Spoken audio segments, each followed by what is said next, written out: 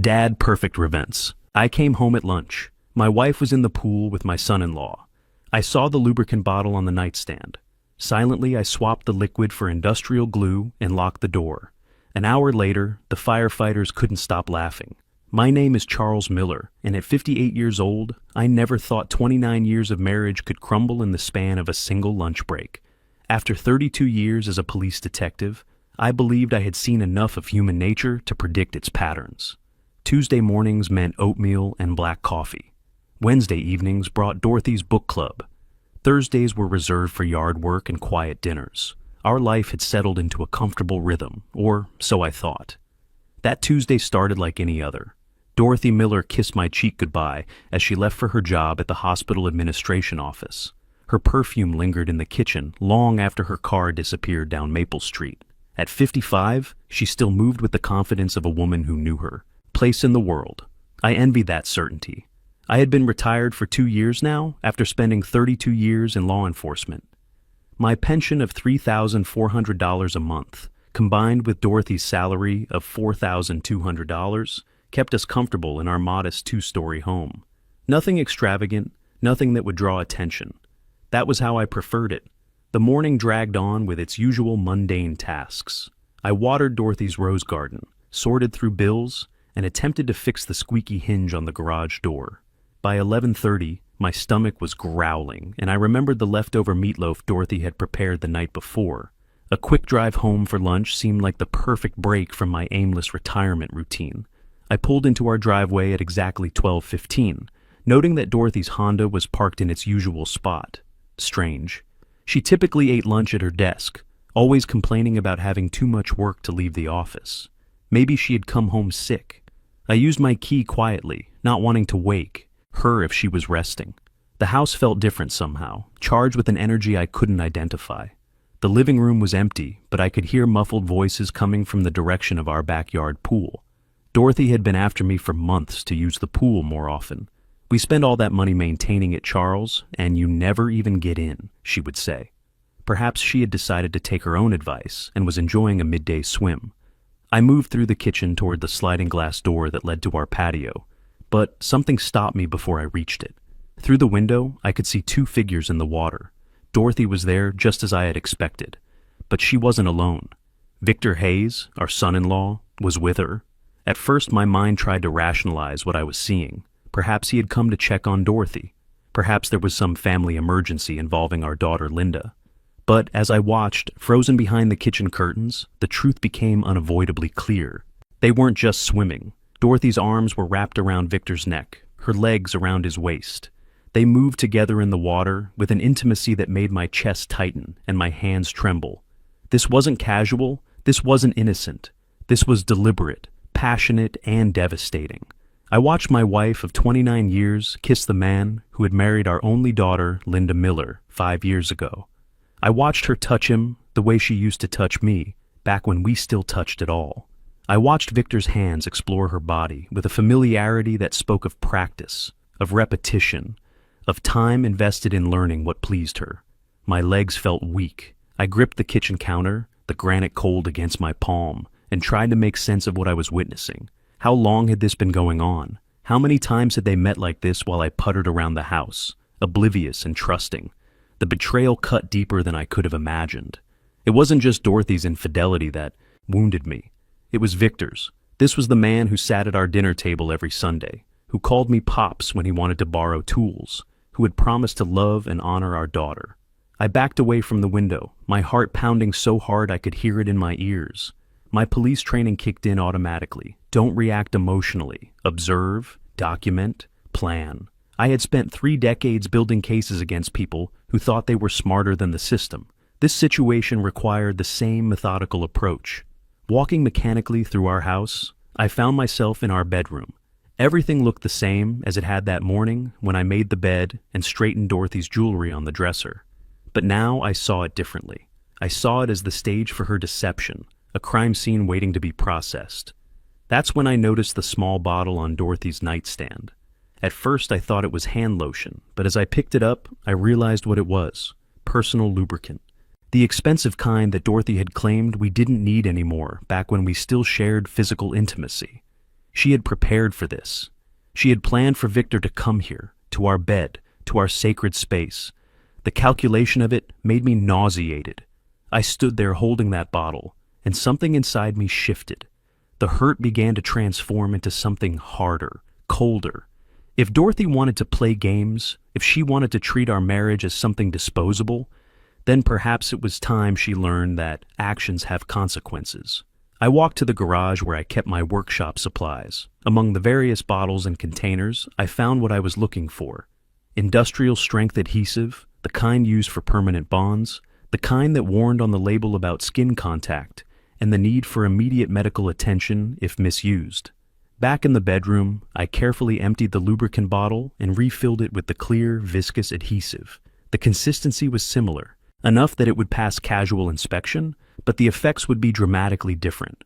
I placed the bottle back exactly where I had found it, then quietly locked the bedroom door from the inside before slipping out through the bathroom that connected to the hallway.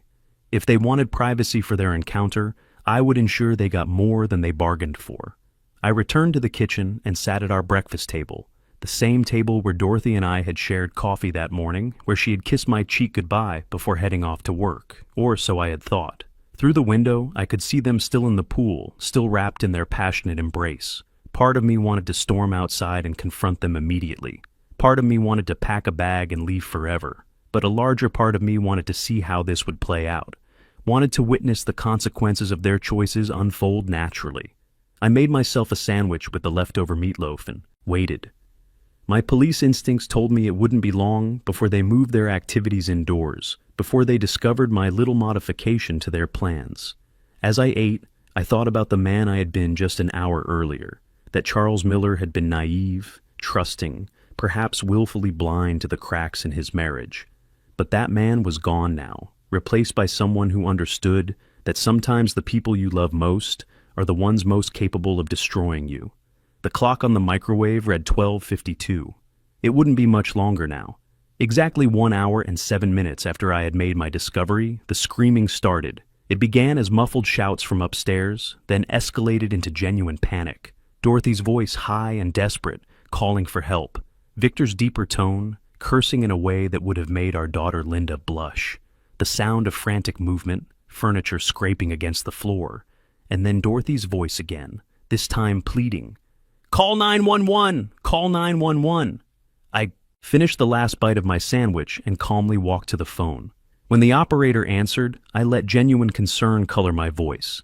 "I need an ambulance at 1-527 Maple Street. I think there's been some kind of accident. My wife is screaming upstairs." Within 12 minutes, our quiet suburban street was transformed into a circus. Fire truck, ambulance, and 2 police cars lined the curb. Neighbors emerged from their houses, drawn by the commotion. Mrs. Patterson from next door clutched her bathrobe and craned her neck to get a better view. I met the paramedics at the front door, playing the role of the confused, worried husband. "I just got home from running errands," I explained, wringing my hands appropriately. I heard shouting from upstairs. "The bedroom door is locked, and they're not responding to my calls." The fire department made quick work of our bedroom door. What they found inside would become neighborhood legend within the week. Dorothy and Victor were indeed stuck together, courtesy of the industrial adhesive I had substituted for their intended lubricant. They had managed to separate themselves from each other partially, but not without leaving Victor with several square inches of skin adhered to various parts of Dorothy's anatomy, and vice versa. The look of mortification on both their faces almost made the entire ordeal worthwhile. "How did this happen?" asked Lieutenant Rodriguez, the fire department's ranking officer, as his team worked to free the trapped couple using specialized solvents. Dorothy, wrapped in a sheet and trying to maintain some dignity, shot me a look of pure venom. "The bottle," she managed through gritted teeth. "Someone must have switched the contents."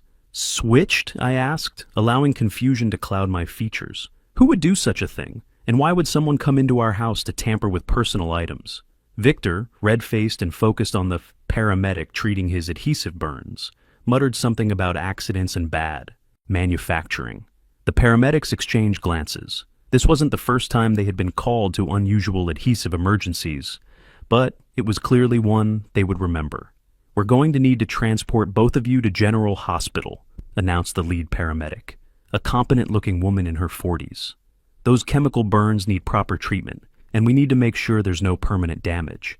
As Dorothy was helped onto a stretcher, still partially covered by a sheet, she grabbed my arm. Her fingernails dug into my skin, and her voice was barely a whisper. "We need to talk." I nodded solemnly, the picture of a concerned husband. "Of course, sweetheart. I'll follow the ambulance to the hospital." But I didn't follow the ambulance. Instead, I waited until the street cleared of emergency vehicles and curious neighbors before I went back inside my house.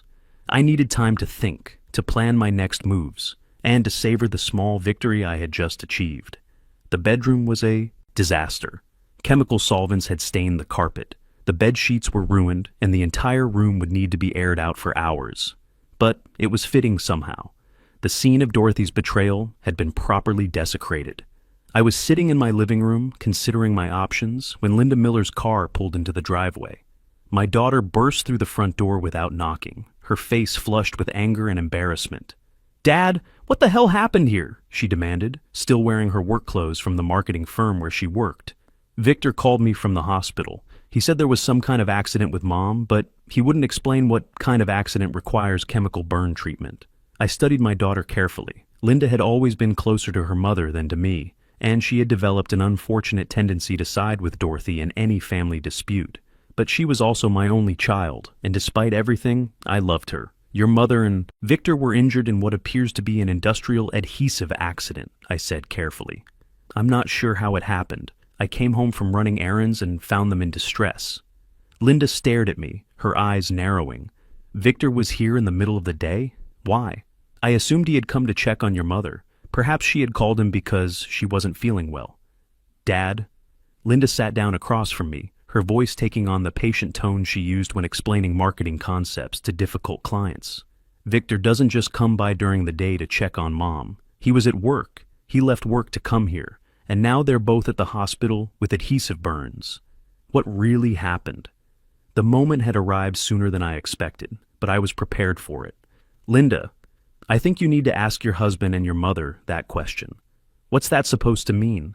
I reached for my laptop and opened a folder I had been compiling over the past few weeks. My police instincts had been nagging at me for months about Dorothy's behavior. Late nights at work, unexplained phone calls, sudden interest in new clothes and perfume. I had started a quiet investigation without even realizing it. It means that when I came home today, I discovered some things that have made me question everything I thought I knew about our family. Linda's face went pale. "Dad, please don't tell me you think what I think you're thinking." "What do you think I'm thinking? You think Mom and Victor were together? Like, together? I turned the laptop screen toward her, showing a spreadsheet I had created tracking Dorothy's unexplained absences from work, cross-referenced with Victor's construction schedule. Your mother called in sick 8 times in the past 2 months. Each time corresponded with a day Victor was working at remote job sites where his supervisor couldn't verify his presence. Linda stared at the data, her marketing background making her immediately understand the implications of the correlation. This could be coincidence. Could be. I clicked to another tab, but then there's this. Phone records showing 47 calls between Dorothy and Victor's personal cell phones over the past month, many lasting 20 to 30 minutes and occurring during work hours. "Why were you tracking Mom's phone calls?" "Because our phone bill jumped $80 last month, and when I asked Dorothy about it, she claimed she didn't know why. So, I did what any retired cop would do. I investigated. I didn't answer immediately. Instead, I let the silence stretch until Linda's discomfort was visible in every line of her body. "Your mother and Victor were found in a compromising position in our bedroom," I said finally. "The rest, I think, speaks for itself." Linda shot to her feet, her hands clenched into fists. "That's impossible. Mom would never do that. Victor would never do that. You're being paranoid and jealous and ridiculous." "Am I?" "Yes. And even if something weird happened, even if there was some misunderstanding, you don't just let people get hurt with industrial adhesive. If you switch that lubricant, if you did this on purpose, that's assault." I raised an eyebrow. "That's quite an accusation, Linda. Are you suggesting I deliberately harmed your mother and husband?" "I don't know what I'm suggesting. I just know that none of this makes sense." The front door opened again, and Dorothy walked in, moving carefully and wearing a hospital gown under Victor's jacket. Her face was drawn with pain and humiliation, and she wouldn't meet my eyes. Victor followed behind her, walking with an obvious limp and sporting several large bandages on his arms and torso. He looked like he had been in a fight and lost badly. "Mom!" Linda rushed to Dorothy's side. "Are you okay?" "What happened?" Dorothy finally looked at me, and in her eyes I saw something I had never seen before. Fear. Not just embarrassment or anger, but genuine fear of what I might say next. "Your father," Dorothy said, "carefully seems to believe that Victor and I were engaged in inappropriate behavior. Were you?" I asked quietly. The question hung in the air like smoke. Victor shifted uncomfortably, favoring his injured leg. Linda looked back and forth between her mother and husband, searching their faces for the truth she didn't want to find. "Charles," Dorothy said, her voice taking on a tone I recognized from 29 years of marriage. The tone she used when she was about to attempt to manage me. "You're upset. You're confused. But making wild accusations won't help anyone." "I'm not making accusations," I replied calmly. "I'm asking questions. Simple, direct questions that deserve simple, direct answers." Victor finally spoke, his voice rough from the morning's ordeal. "Look, Pops, Charles. I know how this looks, but—" "Don't call me Pops," I interrupted, and the sharpness in my voice surprised even me. "Whatever you are to this family, Victor, you lost the right to call me Pops today." Linda gasped. "You can't just decide that. Victor is my husband. He's part of this family." I turned to look at my daughter, this young woman who had once sat on my lap and called me the best daddy in the world, who had run to me when she was frightened and trusted me to fix everything that was broken in her small world. "Linda," I said gently, "family members don't betray each other the way your husband and mother have betrayed you and me." The words hit her like physical blows. I could see her trying to process what I was really saying, trying to reconcile the people she trusted most with the accusations I was making. "This is insane," she whispered. "This whole day is insane." But I could see doubt creeping into her expression. She was looking at Victor differently now, noting how he wouldn't meet her eyes, how he stood closer to Dorothy than to his own wife. "There's something else you all need to know," I said, closing the laptop and reaching for another folder. "Something that changes everything about this situation." 3 days after what I now call the adhesive incident, I discovered that my family's betrayal ran deeper than adultery. I was sitting in my home office, paying bills and managing our modest finances, when the doorbell rang. Through the window, I could see a woman in a business suit carrying a leather briefcase. Her car, a sleek black sedan, suggested she wasn't selling encyclopedias. "Mr. Miller," she asked when I opened the door. "My name is Helen Foster. I'm from Sunset Senior Living Solutions. I believe your family has been in contact with us." The words hit me like a punch to the stomach. Sunset Senior Living was the most expensive assisted living facility in our county, the kind of place families sent elderly relatives when they wanted them comfortable but out of the way. "I think there's been a mistake," I said carefully. "I haven't contacted any senior living facilities." Helen consulted her tablet, frowning. "According to our records, your daughter Linda Miller initiated contact with us 3 weeks ago. She indicated that you were experiencing some cognitive decline and that the family was exploring residential care options. 3 weeks ago, before the pool incident, before I had discovered Dorothy's affair, they had been planning to warehouse me." "And what exactly did my daughter tell you about my condition?" I asked. Helen looked uncomfortable but continued reading from her tablet. "She mentioned that you've been having memory issues, confusion about finances, and some aggressive episodes. She was particularly concerned about your ability to continue living independently. Aggressive episodes, memory issues, financial confusion.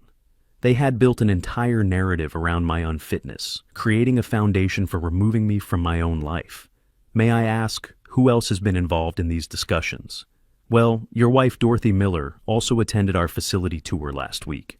She seemed very concerned about your welfare and asked detailed questions about our memory care unit." Dorothy had toured the facility. While I was puttering around the house, believing I was living a quiet retirement with a faithful wife, she was shopping for places to stash me so she could continue her affair with my son-in-law. "And the financial arrangements?" Helen shifted uncomfortably. "Mrs. Miller indicated that you have a modest pension and some savings, but that the family would need to supplement the costs. Our monthly rate is $3,800, so additional family support would be necessary." $3,800 a month, more than my entire pension. They planned to drain our savings to pay for my imprisonment, while Dorothy and Victor enjoyed their newfound freedom. After Helen left, I sat in my office staring at the financial documents spread across my desk.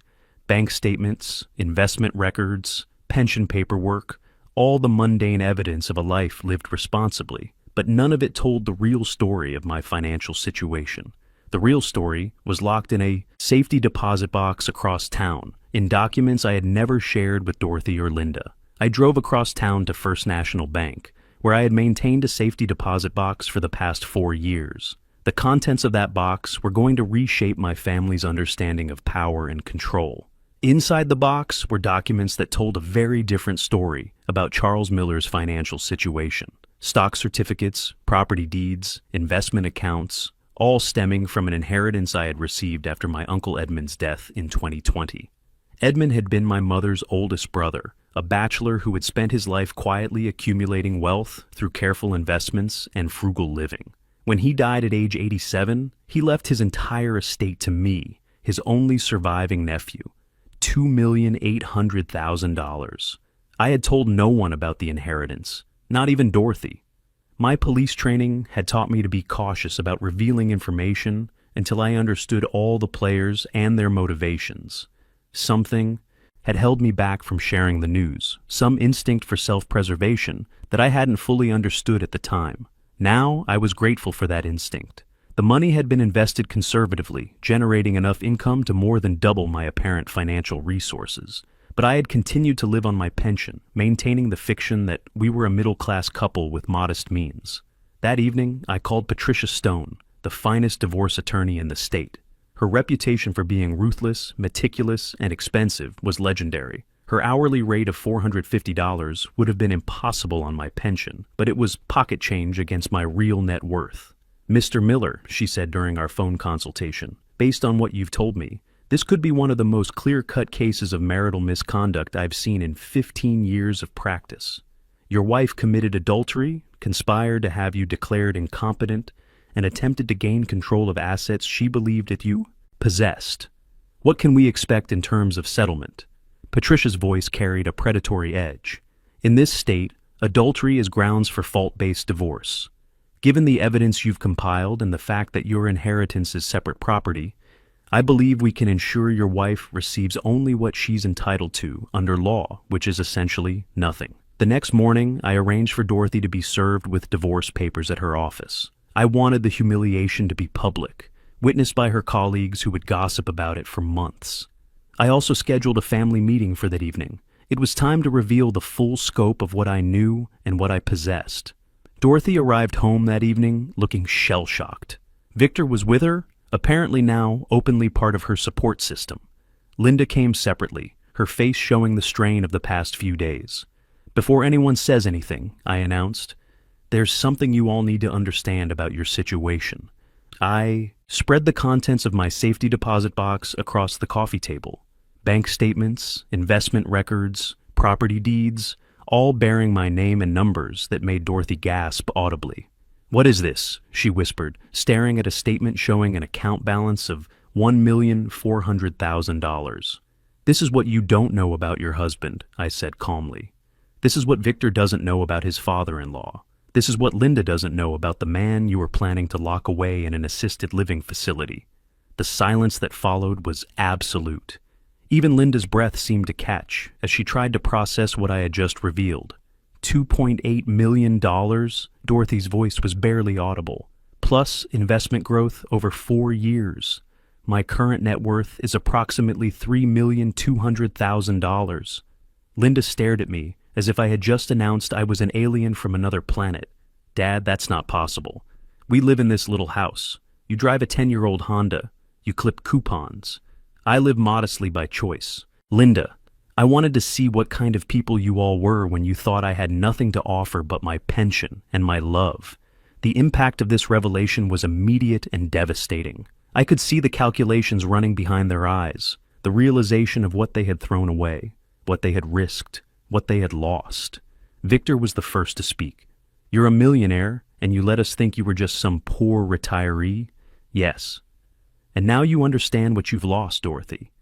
You threw away a marriage to a man worth over $3 million so you could carry on an affair with a construction worker who makes $38,000 a year. The divorce proceedings took 6 months. Patricia Stone was as ruthless as promised. Dorothy received $4,200 from our joint checking account, her personal belongings, and her car. Everything else remained mine. Linda, devastated by Victor's betrayal, filed for divorce within a month. She moved back home temporarily while rebuilding her life.